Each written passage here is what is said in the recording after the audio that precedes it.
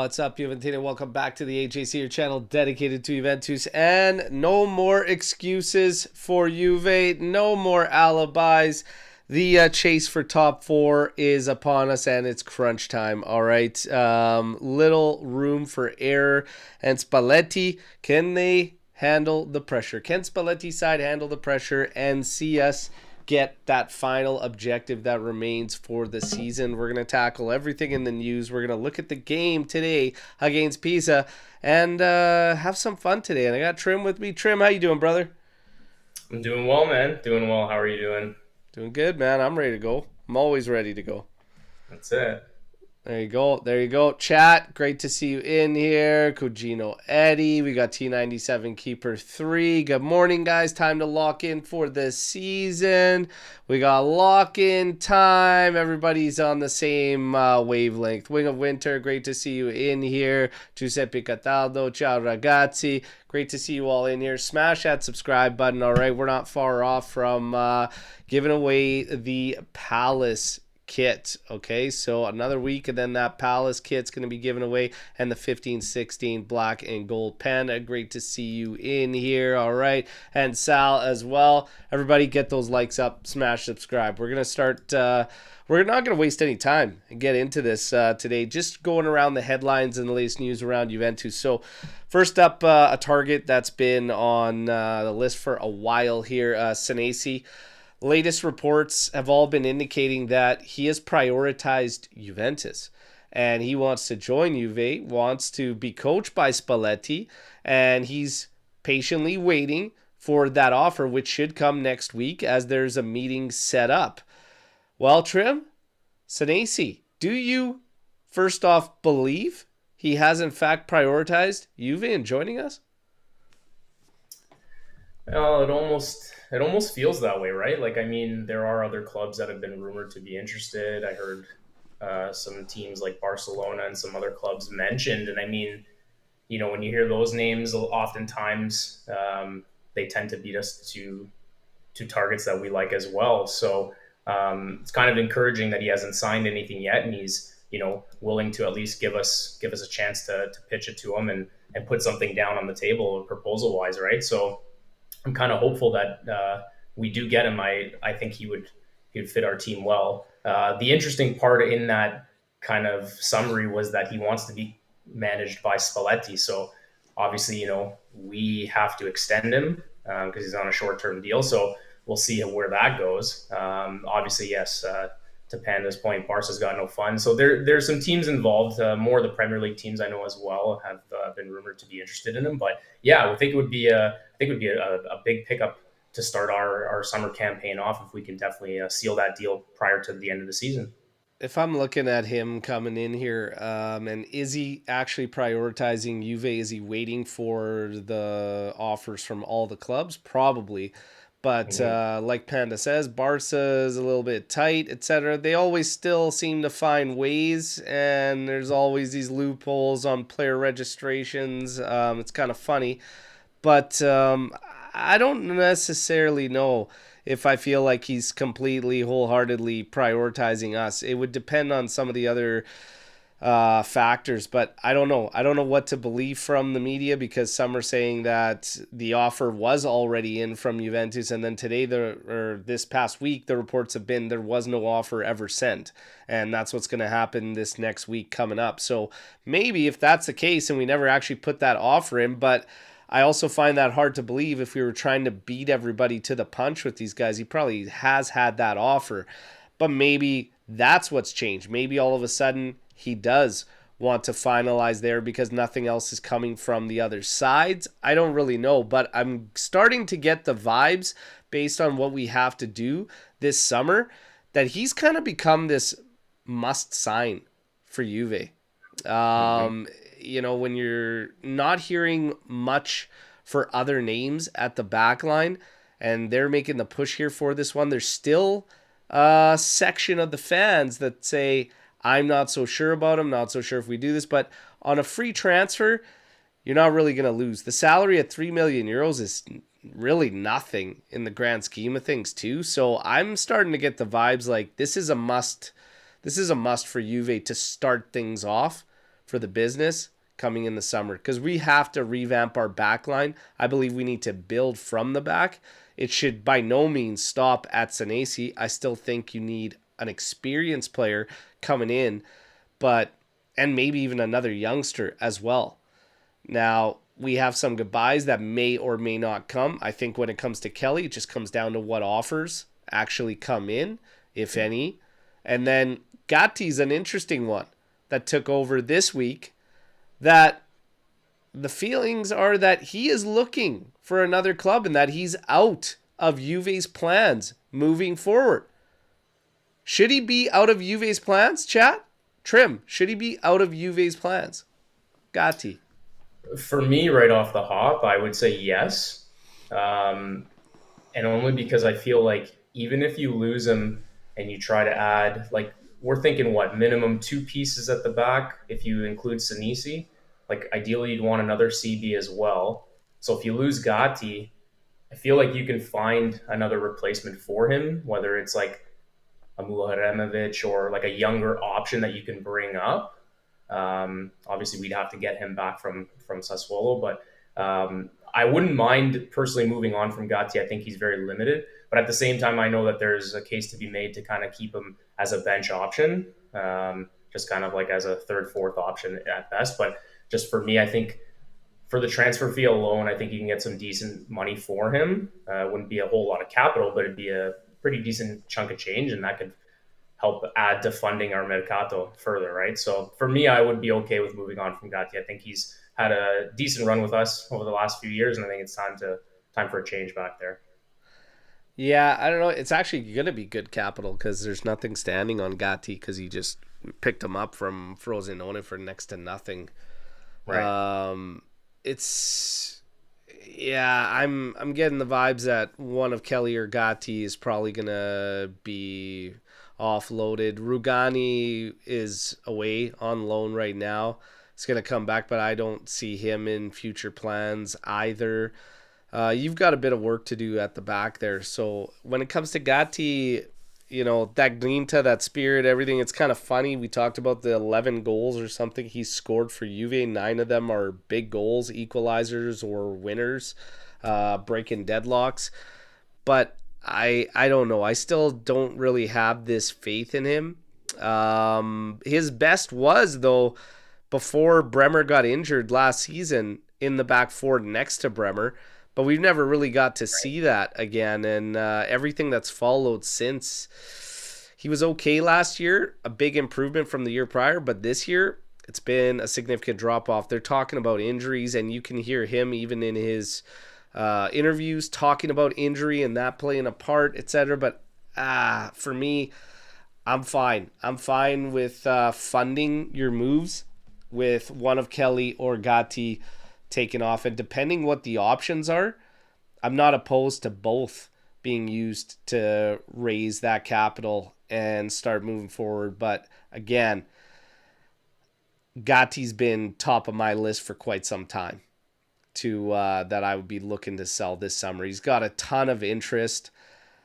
I just think I'm okay with it. I think it'd be just fine. I don't think we'd lose any, That's it. Right. It's going to be interesting to see how they maneuver things. Now, we had so much coming out in this week for news and just the window and stuff. The funny one was Osimhen. So Osimhen, you got a little bit of a standoff when it comes to the media, but this is the president himself at Galatasaray saying there is no clause on his release. Free to go to any club for a pre-arranged fee. And then, of course, everybody was saying, well, they're stating that there's a penalty that has to be paid to Napoli, etc. That's the standoff.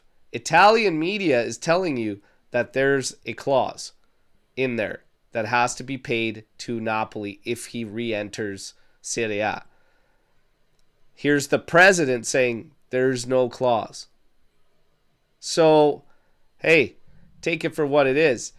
We've said this all along. If you're making a big splash signing like Tonali, like Osimhen, etc., you're going to have to drum up the funds. and you're going to have to make probably a big sale in there, but Champions League is a must. But I still stand firm.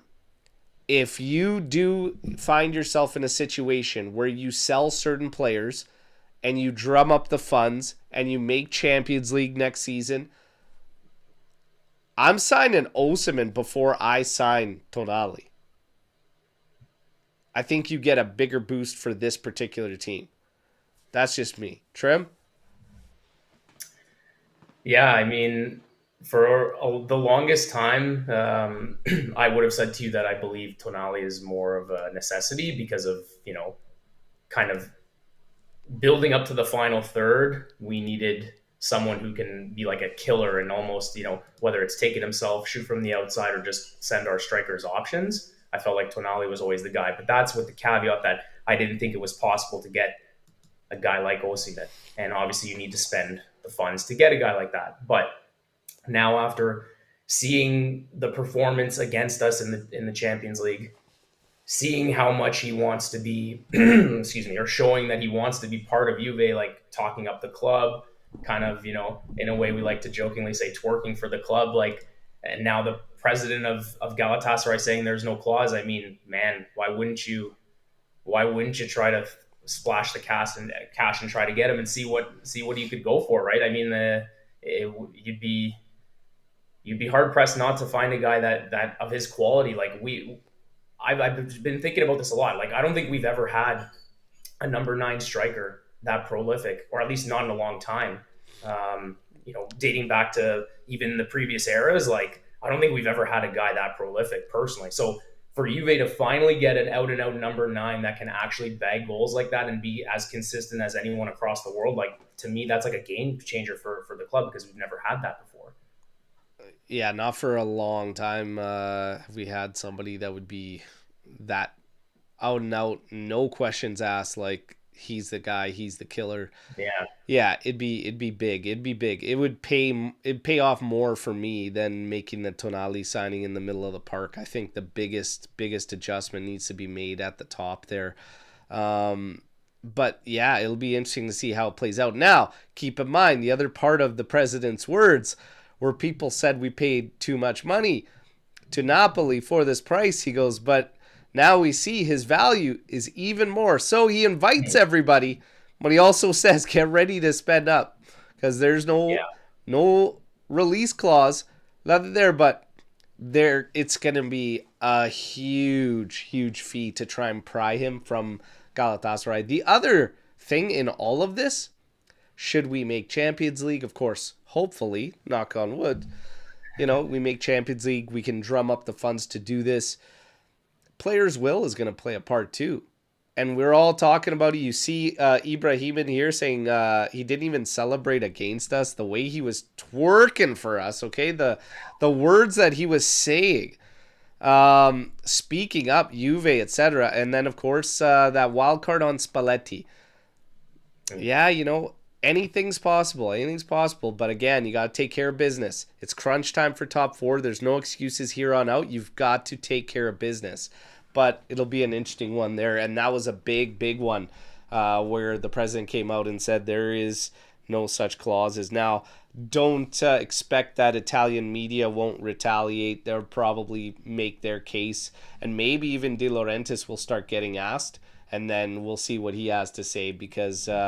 it'll be interesting. Now, there were those saying, well, he's probably just talking about an actual fee in release clause. But keep in mind, when the president was asked this, it's amidst interest from clubs like Juventus. And he literally stated there is no clause on his release. Any team is free to sign him for a prearranged price. Let's see. Now, you got to drum up money. There's players on the out list. We talked about Gatti. Cambiasso, it seems, won't be on that out list. And I kind of said that I don't think it's going to happen if Spalletti stays and Spalletti's around. And this is kind of his guy.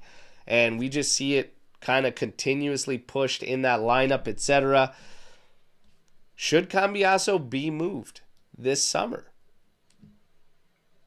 For me, yeah. I don't see why you wouldn't. I mean, I think there's been enough of a runway, excuse me, runway here where we've seen his kind of performances. And I mean, he's become at times a liability, if not more often than not a liability. So I think that there is the potential for an upgrade in that position. I know that there were rumors this week that Juve's been looking at Michael Coyote of Brentford. I think he's playing for in the EPL. Yeah. So that would be a really interesting name. I'd also keep tabs on Udoji from Tottenham, because the way that they're going, they might even get relegated. So they're not having a great season over there, and he's another interesting name, Italian as well, who I think could play well on the outside. So for me, I would look at definitely moving him over some of the other some of the other names that we've mentioned within the club. Like for me, almost everybody's pretty much movable at this point. But at the same time, I understand that if Spalletti is going to renew, ideally you want to keep guys, or he's going to want to keep the guys that works for him. But I don't see his fascination with Cambiaso personally. Yeah. Yeah. Juve enthusiasts, going back to the conversation about top guys, had Ronaldo, by the way.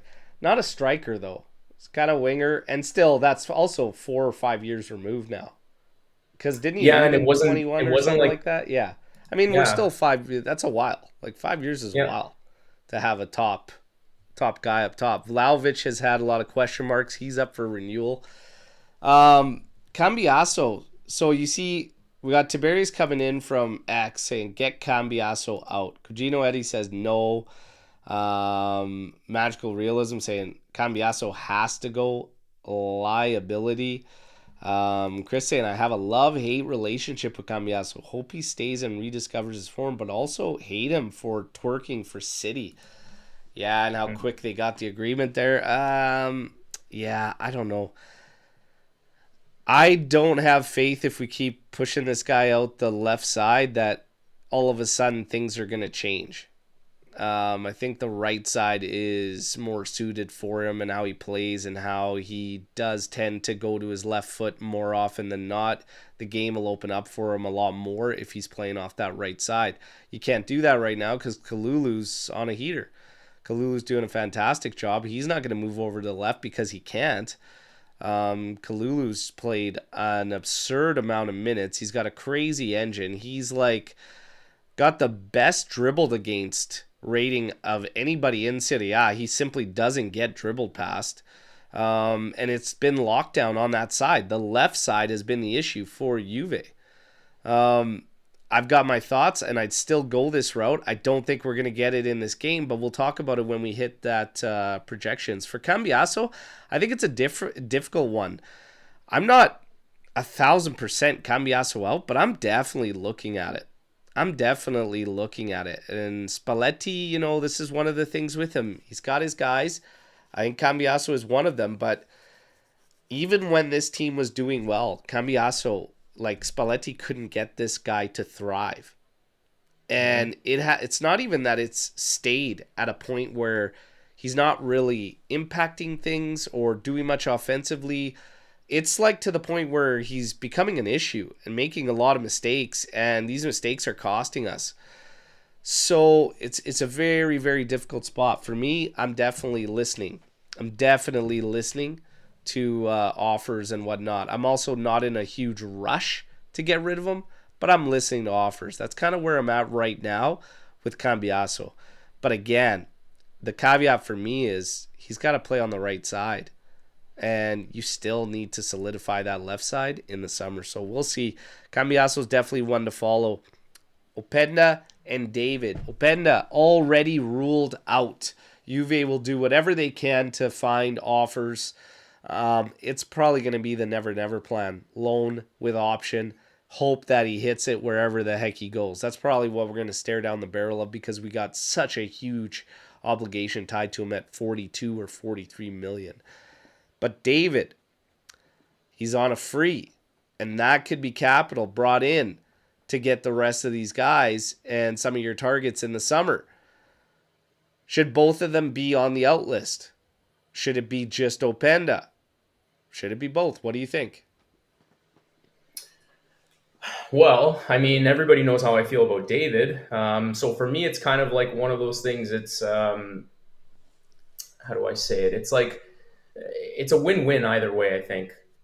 Because if he stays, I think there's still a valuable piece there, regardless of what everybody thinks of him this year. I think that he can perform a lot better. We know he can, and I know that he would if he's given the opportunity and the chance to stick around. That being said, because of the capital tied to him, because he was free, I can see why the club would be looking to move him, especially because I think that there's going to be quite a bit of interest in him this summer from teams abroad. So, I mean, again, depending what the number is at that point, I don't think it really matters. But you can maximize his value pretty quickly here. I know that there were rumors of maybe even like 15, 20 million. I think you can get a lot more than that for David, at least 25, 30.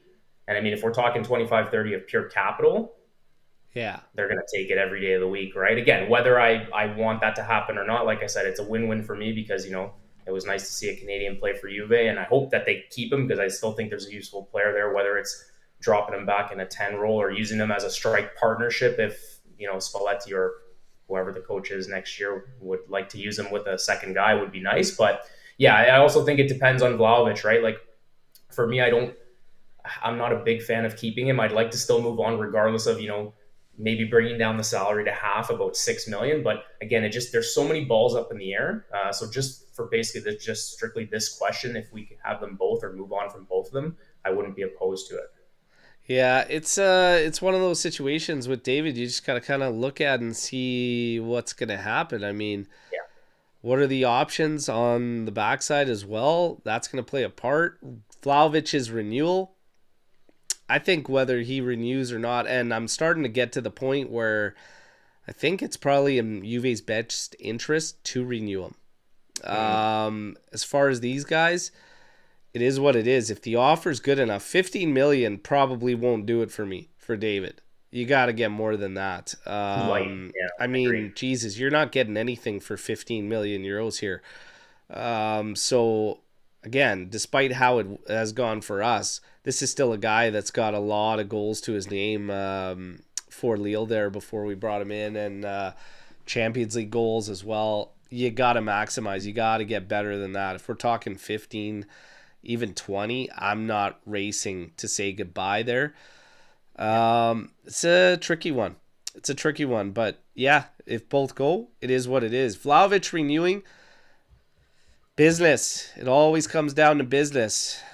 This has been an interesting one because fans are saying, how could people have such a change of heart when he's been the same for all these years, etc. But there's been a big change in what Spalletti can do, and we might see it today because now you got these guys that have only one game a week. There is no more alibis. There's no more excuses. You got to play pedal to the metal, and if they start looking like the Spalletti side we saw for 4 months before we kind of hit a little bit of a drought here, well, then all of a sudden, yeah, you get this question that is Vlahovic going to do better under this team now that we could create a hell of a lot more and get way more chances because he's a poacher type striker. He needs that service. He needs that. We've said it all along and we haven't been able to work it with him.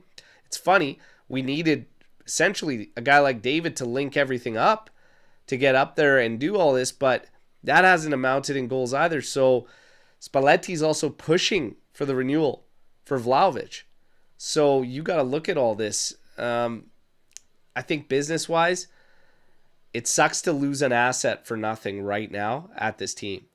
You've got to get money coming in, especially like top four being in jeopardy. It kind of changes things. The other biggest thing I had with Vlahovic too, my issue was that he was unwilling to work with the club.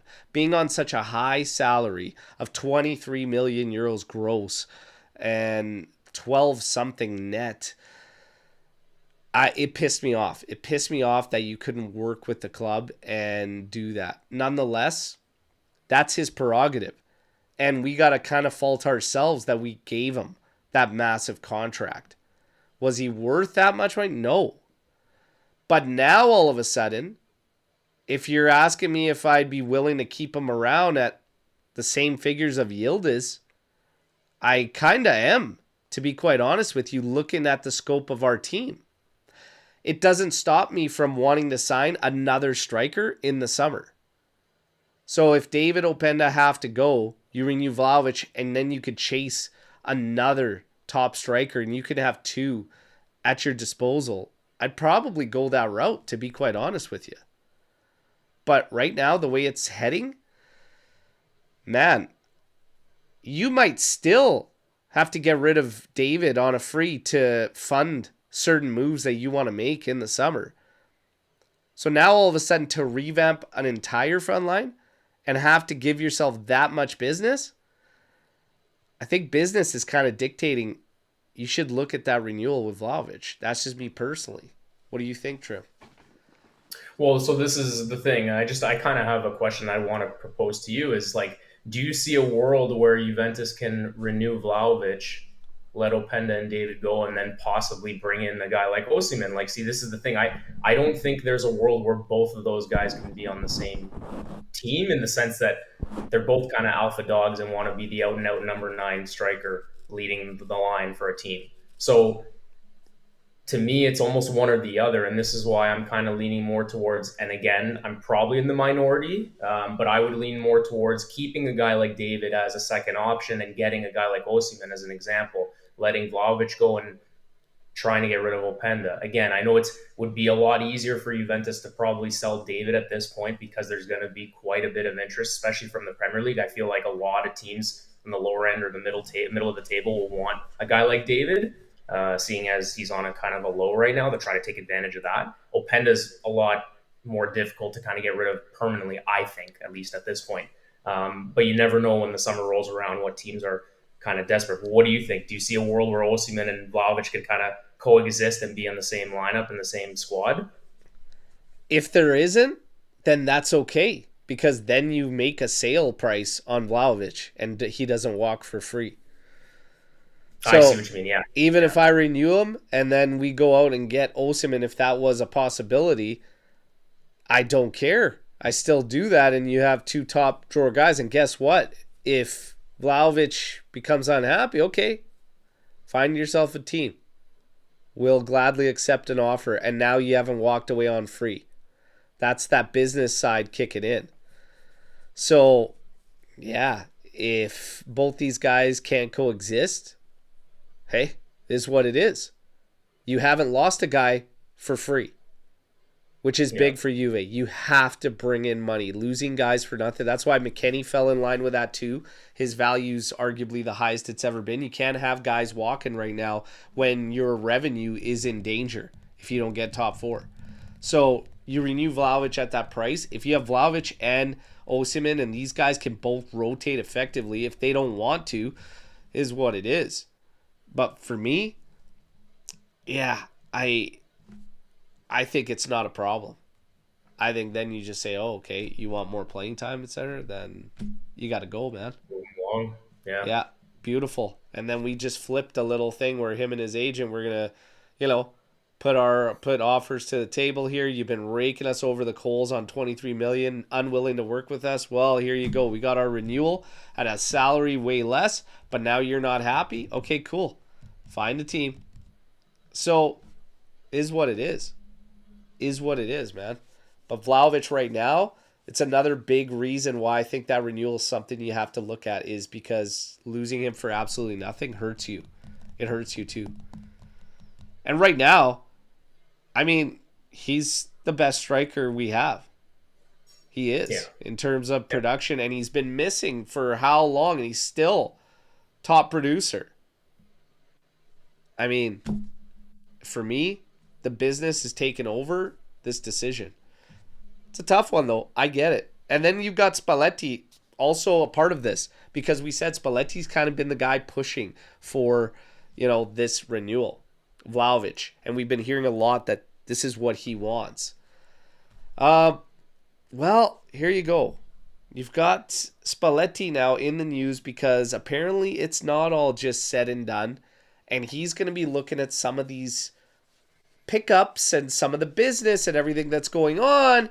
And you're hearing some rumors, because the word on the street, that style rumor, from all your little vendors and your little cab drivers and all your et cetera, et cetera, et cetera. Okay, the word on the street is that Camoli and Spalletti may have had some heated discussions and situation, that not everything is set in stone.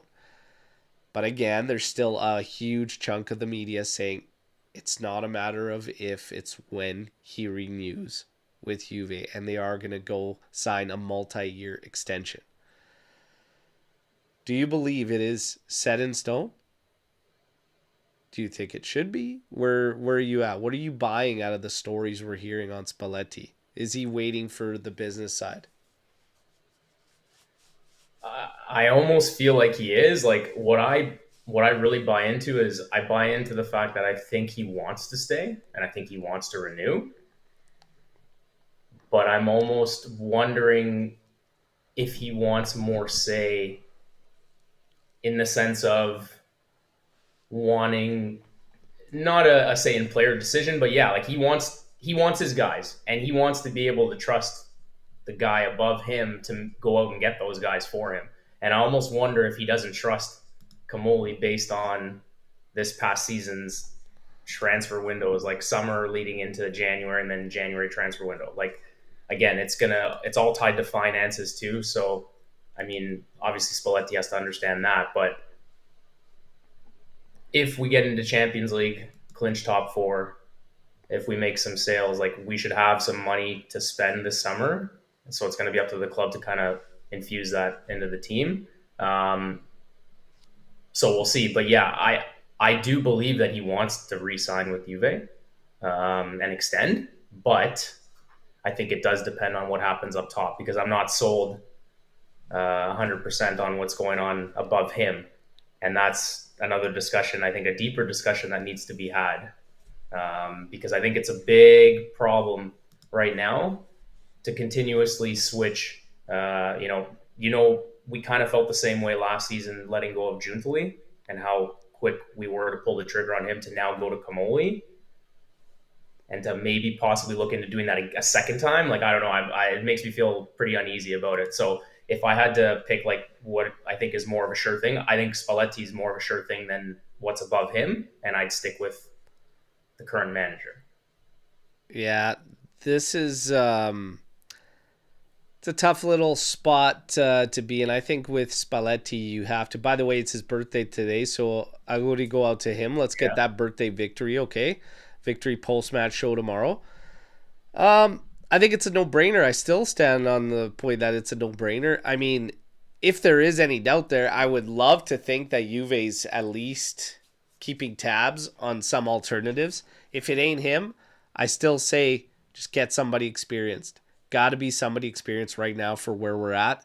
But I believe the majority of the reports that there is going to be an extension. It's not up to the business, etc., things like that. I think he's going to continue to do his thing. And I think that I believe more in the synchronicity of this group from management to the coach to the players. It finally has felt, for the first time in a long time, when we're seeing renewals getting done and everything moving in a certain direction, it feels like these are the guys like Spalletti's locking in on as well.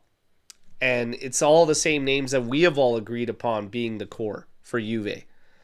So from this aspect, for me, it feels like for the first time in a long time, we're actually moving together as one from a management perspective with our coach. So I buy the rumors that they're all in sync and he is going to get extended most likely to 2028. And I don't think that the table position is going to affect that whatsoever. That's just me. I think Spalletti is going to be locked in. Now, Camoli, we're hearing the rumors on this guy. And I saw the comments coming in here from the chat and a bunch of them saying, guys, he's a huge issue. He needs to go. Why could you trust him for another summer market, etc.? I get it. You've got to have faith in the team. You've got to have faith in the fact Ottolini, Chiellini, etc. Like, for me, the faith in this management team, I've said a million times, lies with Chiellini. I believe Chiellini actually knows wholeheartedly, what this team needs, as he's been here for the peak and then the downfall. And I think he's been so close to the club through this period that he knows exactly what is needed. Don't forget, the whole Spalletti thing is rumored to be from Chiellini, that all kind of came from. But this is also, it's a funny way to look at it, because if Spalletti was in fact a Chiellini decision and Chiellini pushed for him and vouched for him, etc., well, this is the guy making the calls, and then we go through his recommendation over and above your CEO of Comoli. It's interesting, right, to think about, because then you're like, well, this guy's not making the calls. Or so is it good, though, because that shows that everybody does have their say and that they're all kind of playing a part? You could dissect this one many different angles, however you feel about it. I'm not going to go that far. But as far as trusting Comoli, the one big glaring difference from Comoli to Giuntoli is the fact that Giuntoli was left high and dry with nothing. Just you. You've got two useless guys ahead of you that offer nothing in Ferraro and Scanavino. And then you have Elkin. Okay? He had nothing. And I would go as far to say that Giuntoli would have been better than Comoli if he had a team like this built around him as well. But it's neither here nor there. This is where we are. But my faith lies in Chiellini being a part of that group. That's just me. So if you're going to trust in the summer window, I trust the group. And I think you need to trust the group because they've just been formed and put together. It's not the same as previously when this guy steps into a job, he's got no team, and he's trying to wear all these different hats, and you have a bunch of things you need to address. Did he make some mistakes? Yeah. Have his signings hit? No. But now you have a group of individuals that can all play a part in making the decisions, and you got to hope they make the right ones. That's how I feel about this management group. I'm going to give them the summer before I ultimately pass final judgment. What do you think, Trim? Yeah, couldn't agree more. And I mean, the thing with Comoli is like he can just be the CEO, but he doesn't have to have, let's say, final say on player transfers and who we bring in. That's for Ottolini and Chiellini to put their expertise into the club, right? So that's why, to your point, like it's a whole group and a whole team. So I would feel more comfortable if that's kind of where, like, in the direction we're headed, because initially Comoli was the first guy brought in this summer, so he's tied to David, Openda, and all these other guys. Then you add Chiellini, then you add Ottolini further into the season. So now moving forward, if those guys are going to be the ones that are really going to take advantage of, the sporting side and look for players and scouting and all that kind of stuff, like I would feel more comfortable in that. And Comoli can just be literally the guy just as the CEO, kind of like what we're saying about Elkin when it comes to being the owner and funding the team or helping the team out by giving them finances and resources to better the squad. He doesn't have to step away per se. He can just be there and be the owner of the club and not really have a say in all of that. Just have guys underneath him in place to actually do their jobs that they're good at and know what they're doing, right? So that's kind of where my head's at. Yeah, I'm kind of the same too. It's just we gotta give them a window here, fully formed with the group, all making the decisions. Let's see how it goes. But there is a storm in the barn in there we will get to and take a look at it. That's kind of it for headlines. That's all the big ones here that we tackled, other than the final one, which was Khéphren Thuram. Because you start hearing the rumors. Teams are going to come in, 70 million offer potentially coming in, 70, 75. Chat, 75 million for Khéphren Thuram. You taking that offer? Trim, you taking 75 on Thuram? The funny thing is I'm curious to see if we do it like as a poll. I might be in the minority, but I would. 75 is a hefty number. Yeah, it's a big number. It's a big number. What did we pick him up for? Was it in the 20. 40s or oh, fuck, even better, 20? Okay, so that's quite a bit of capital. And again, I love the guy. I think he's a great player. But I mean, this is the thing. These are just rumors, right? At the end of the day, like unless we actually see a concrete offer, I won't necessarily believe it. But if someone actually came to Juve with a $75 million offer for him, I don't care what club it is, I would take that in a heartbeat because that just opens the door to so many possibilities and spending in terms of like whether you actually use it into the midfield or you just distribute it elsewhere, right? Because there's going to be a lot of options this summer for, a guy like Bernardo Silva on a free, Man, but yeah, I don't believe, like, I don't. first off, we know that the rumor where this stemmed off of was fucking, a junk site, but then they change their tune. It's going to be 40 something million pounds. That's actually still, 60 mil euros. Right. Like that's still quite a bit, right? 55, 57 million euros, call it 60, whatever. But 75, what caught me off guard was how many people said no. Way more money to sell Thuram. It's funny because we've been talking about our core players. I put Thuram on my core, but everybody knows what I said about my core. It would take a huge offer to say goodbye to anybody in your core. 75 million constitutes a huge offer. And you could see it in the chat when we're like, no one's going to pay 75 for Kefir. Exactly. But if that hypothetically came in, all the people saying absolutely not or no, yo, that's crazy. That's crazy to me because I'm starting to look at this guy and I'm like, will he ever hit that dollar amount of true value? Like if we're looking at him now saying, oh, no one's going to do that, that means it's not a true value. So is he going to do that in a few years? Like, is he going to, in a few years, hit 80 million value? Is he going to hit 90? Is he going to hit 100 million value? I don't ever see that happening. So if you were going to get 75 million, that's insane. That's insane. That's an easy yes for me because he's on the fringe of the core. He's not locked into the core. But again, some people are talking about, oh, he was crying during this match, etc. I get it. He cares. He's got links with his father, etc. 75 million on Thuram? I don't think you'll ever see an offer like that again. And 100% in the poll are selling at 75 million. Yeah.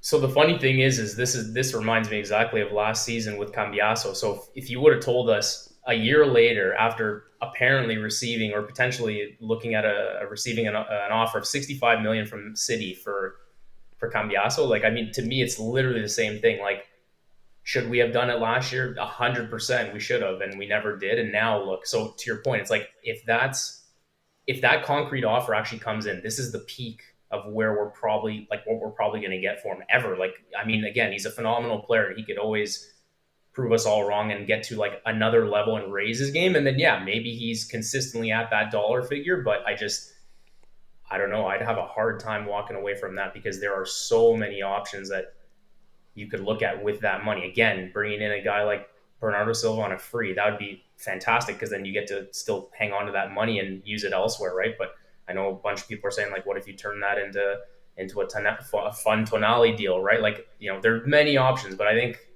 you'd have to consider it. Oh, yeah, sure. 100%. And whether it's, again, I'm seeing this too, whether it's in Kamoli's hands or not, that's another thing. Like, I want to try to separate, is it actually Kamoli going to be the one dictating all of these moves? Like, I don't necessarily think it is. I could be wrong. He's the CEO, but I think, like, you give it into the hands of that group, that's a different story. You're not giving it into the hands of Kamoli. But again, I don't know. Because that's where the major doubts are. You can see in the chat. It's like, well, 75 million in the hands of Kamoli. I'm not disputing that either. I get that. But I'm just saying, like, I think we got to look at it big picture and think, like, include Ottolini and Chiellini in those decisions. I mean, and then if that's not the case, then Kamoli's got to go. You know what I mean? Like, it's got to be a group. And if it's not the group and it's just him as the main guy, then that's where I have an issue. Yeah. It'll be interesting to see. Be interesting to see, but that's kind of where we wrap up on the headlines. Now we got to get to the game. We got to get to the game. It's Pisa today, everybody. Let's preview this thing and get into it, and then have some predictions, and then we'll have some time for some Storm the Barn. While most date back several decades, Pisa have lost all 7 Serie A away matches against Juventus, conceding a total of 20 goals in the process. On this occasion, the Tuscan side will head for Turin in hope rather than expectation of ending that sequence, having celebrated just a single top-flight success all season. Surely heading for a quick return to Italy's second tier, the Nerazzurri are without a victory in 16 league fixtures since posting their lone win back in early November. Don't embarrass us today, for fuck's sakes, okay? They got one fucking win all season. Can we just take care of business and do so comfortably? Monday's 1-0 loss to Bologna made it 3 consecutive defeats, and Pisa have only scored once across 4 games since new boss Oscar Hillemark took charge. Juve, a thrilling draw last time out. No team has scored more goals in second half stoppage time this season, and the Bianconeri have retrieved plenty of points from losing positions, but that spirit has only gotten them so far. Juve have now won none of their last 4 league matches after prevailing in 7 of the previous 9, so they must play catch up to Como and Roma in a tight race for Europe. In that context, any more mistakes must be avoided. Said it. No more alibis, no more excuses, okay? Particularly at home to opponents who have one win all season. You can't fuck up today. Pretty much the moral of the story, okay? That sums that preview up. Pisa have just suffered 3 consecutive defeats, and a loss to Juve would mean 4 consecutive defeats under Serie A under the same coach for the first time since September to October 1987 for the Tuscan club. Pisa have gained 15 points in 27 matches this season. 1 win, 12 draws. The last team to have 15 or fewer after 28 games and still stay in the top flight was Crotone in 2016-17 season. Pisa haven't won any of their 13 away matches this season. In the top 10 European leagues, only 4 other teams have not won away this season. Okay, so Pisa's in that list. Juve have not lost in their last 15 matches against Pisa and Serie A, only haven't played more matches without losing against Cremonese at 18 and Piacenza at 16. Juve have won each of their last 7 Serie A matches against Pisa, and Juve only have a longer winning streak against, obviously, Piacenza, Palermo, and Pro Vercelli with 10 consecutive. Juve have scored at least 2 goals in each of their last 7 Serie A matches against Pisa, only against Alessandria, 8, and Pro Patria, 13. Have they had longer streaks, okay? Look, Serie A form coming into this, last 6, 5 losses, 1 draw for Pisa. Juve, 2 wins, 2 draws, 2 losses. Even Steven. Look, you got to take care of business today. We're going to look at these lineups. This is what we're set to see from Pisa. No, Juan Cuadrado is not on the list starting. This guy has the audacity to talk about his time at Juve and how much he loves it, etc. Well, you were the first to jump at the chance mocking Juve, you little rat. I hope you step into that game and we go right through you. But I know we don't have a guy with that type of fucking balls on this team. That's exactly what I would do. Okay? But here we go. 3-5-2 for Pisa. It's what's expected. Those are their boys. For Juve, Spalletti, Perin, still in goal. Kalulu, Bremer, Kelly, Cambiaso, Locatelli, Thuram, Chico, McKennie, Yildiz, David. So how do you feel about this lineup? How do you feel going into this game, Trim? So going into this game, I mean, it's pretty self-explanatory. I think it's, we're down to 1 comp a week. We gotta beat the doors off these guys.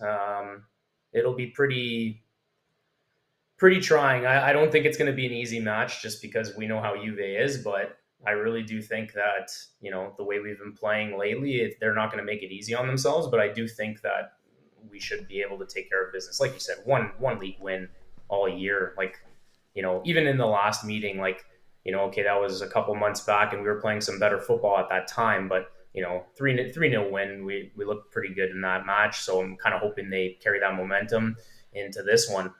As for the lineup, I have no issues with Perin starting. I think it's good to give Di Gregorio a little bit of a breather here because he's been letting in some shaky goals, and one off the hop in the last few matches is not a good sign for me. I think his confidence is shot. So sticking with Perin, I don't mind. As for the way we're set up, I like the formation, of course. What I would do differently personally, I just don't know what it's going to take to change Spalletti's mind to do this, but I wouldn't mind taking Mac out of the starting lineup and moving Yildiz in the center of that three-man mid behind David, and put Boga on the left to start.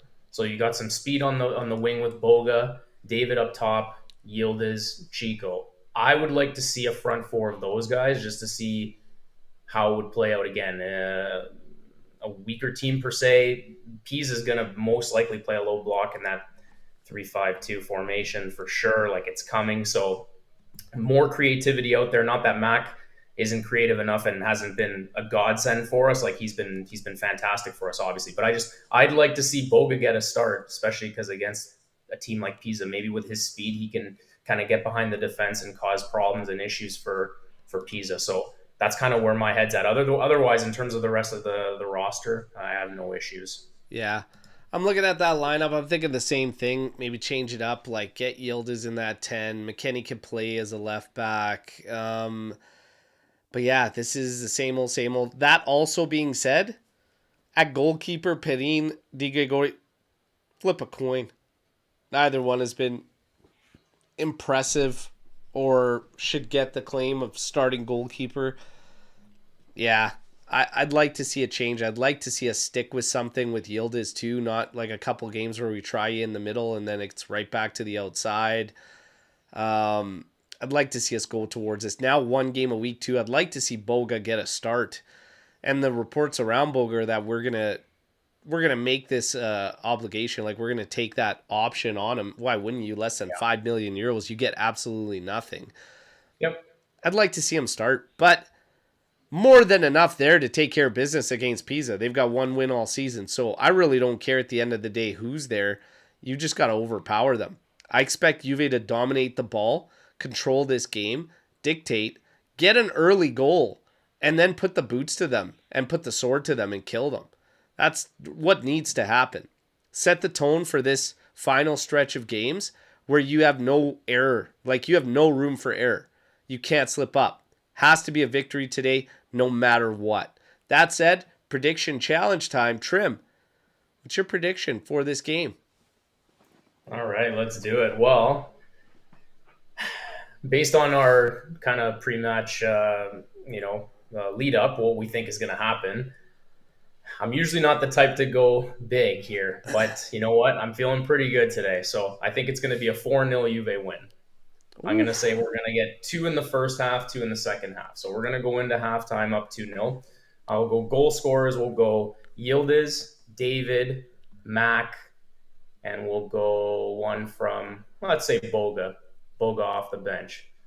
All right. So 4-0 Juve, the 4 goal scorers, and my other tiebreaker, I'm going to say, let's say we're going to dominate possession 70-30 in possession. So those are my tiebreakers. All right. Yeah, we're going to see a bust today. We're going to see a bust. They're in a 3-5-2. They're going to shell it up. I don't think this ain't going to be open or anything. If they smash and grab, they get 1 off us, but this needs to be a clean sheet victory. Needs to be a straightforward victory. I will predict that we get that. I'm going to go 3-0 victory today for Juve. Okay? I'm going to go 3-0. Kenan Yildiz needs to get back on the production side of things. So I'm going to say that he does get one, and he gets one of our goals and gets on the board here. I'm going to put McKennie down for a brace, to be honest. So I'm going to say 3-0. Yildiz gets on the score sheet. McKennie gets a brace. 3-0. And we can move it forward here on the crunch stretch, trying to get top 4. Yeah. Hopefully they get it done. Sadly, there will be no watch along today. I am solo with my kiddos and the puppy, etc. Got a lot of stuff going on. No watch along, but tomorrow there will be post-match show. Okay, everybody? So hopefully we have a victory show where we can come back and celebrate. We do have time for some Storm the Barn. And first off, there are some predictions here in the chat. We'll show you. Wing and Winter's going 5-1. Juve's getting Loca, Meretti, Cambiaso, Chico, Gatti as your goal scorers. 7-0. Yildiz hat trick. Holy smokes. I might have to give something away if we actually score 7 today. Okay? Score 7 today, we'll give something away. Gino, 4-0, right with you there, Trim. There you go. Yeah. There you go. Okay, let's have some fun. We'll tackle some Storm the Barns and then get into this. So one of them was already from Chris. We've already kind of tackled. Could we have a team where both Osimhen or Vlahovic are in here? I say fine, even if we don't. Sell. Bye-bye Vlahovic. But you renew him and you get a fee rather than nothing. But I don't know. It would be awesome if we could. Oh, yeah. I think it would be great. But, yeah.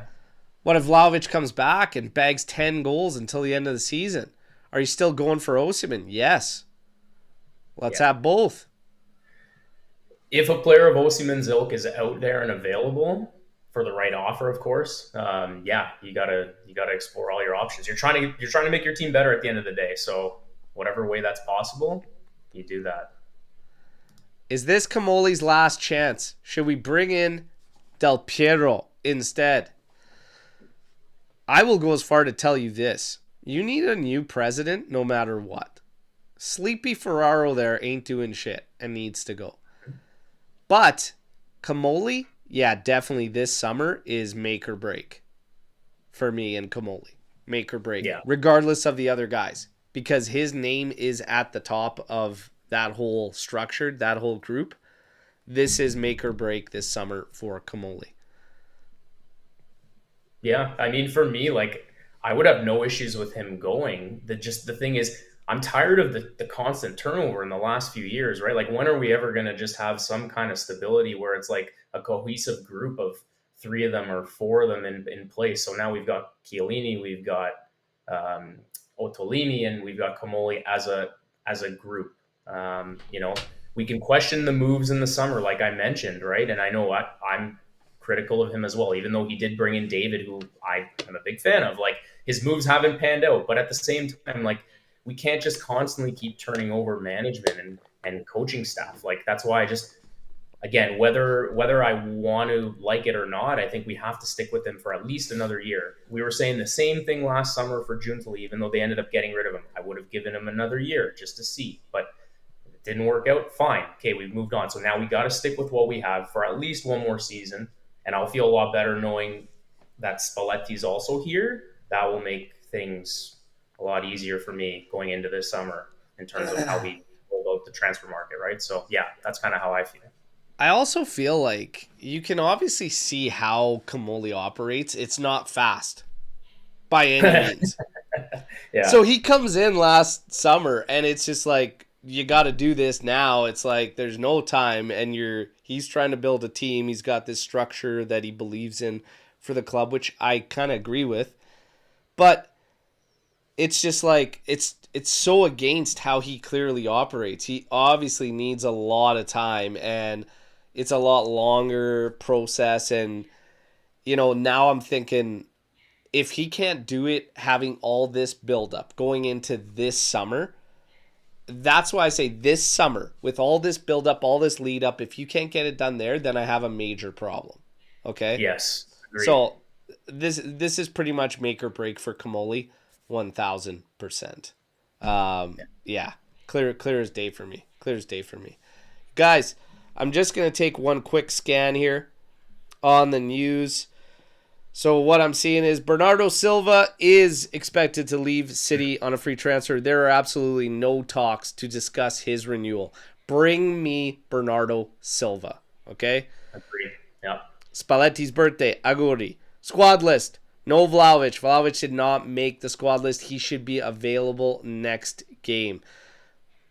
We got to see what this guy can do with Spalletti and this group moving forward here. So, I'm actually looking forward to this guy stepping in, and we can see what he can do.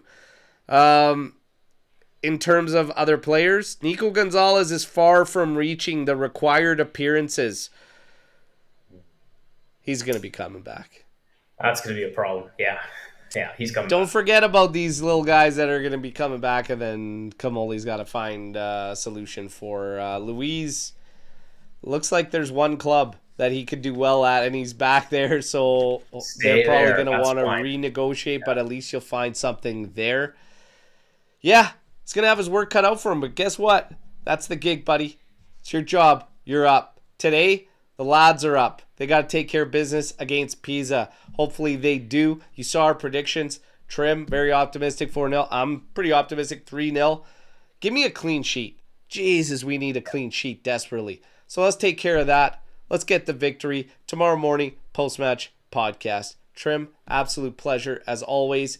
Everybody in the chat, enjoy the match today. All right. I am again apologizing. I cannot bring you a watch along today, but back tomorrow with that post-match pod. Till then, as always, fino alla fine, forza Juventus.